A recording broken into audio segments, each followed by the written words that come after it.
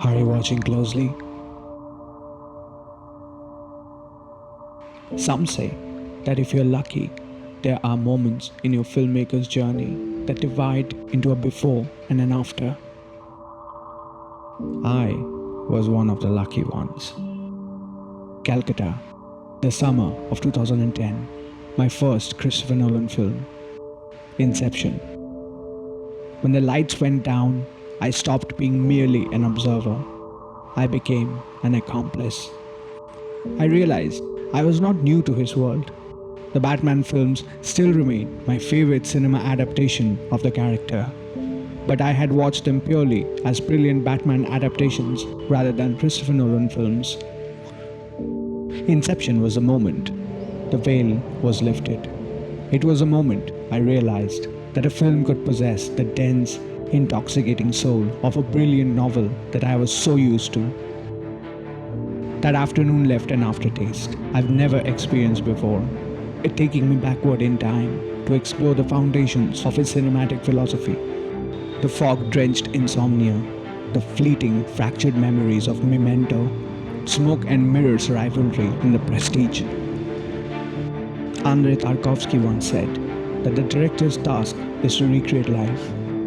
It is his duty to reveal every iota of the truth he has seen. In those early films, the truth was intensely personal. The anamorphic camera acted as an eloquent witness. It unraveled intricate, cerebral puzzles and themes while remaining true to the intimate struggles of its deeply flawed characters, anchored entirely by the weight of their breaking hearts. But times change and artists must evolve. And so came the dawn of a new era.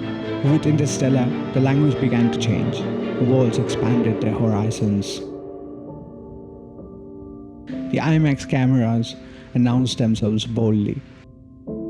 A visionary cinematic genius stepped behind the viewfinder to fill the gap of a stylistic one, and a bittersweet evolution occurred.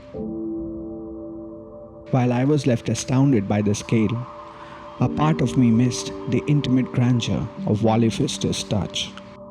A touch that defined Nolan's films visually for me. The more sophisticated camera came with a personality of its own. It invited me to experience its deeply woven, intricate worlds. But deep down, I felt like it didn't want me to be the accomplice I once was. Dunkirk, Tenet, and Oppenheimer, they are all symphonies of their formats and stellar achievements in the science of filmmaking. The stunts, breathtaking. The concepts, staggeringly massive.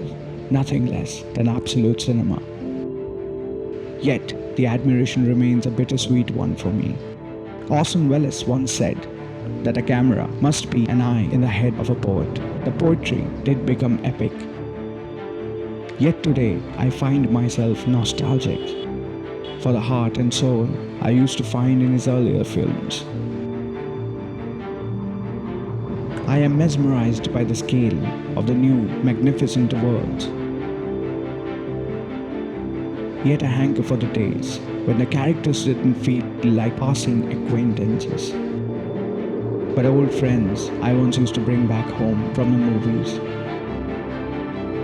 I miss the beautiful, haunting scores of Inception and Interstellar, which still play on repeat when I'm lying in my bed, navigating my dreams alongside Dominic Cobb, starting a new adventure with Cooper, and wishing that I could go back in time and watch his earlier films for the first time once again.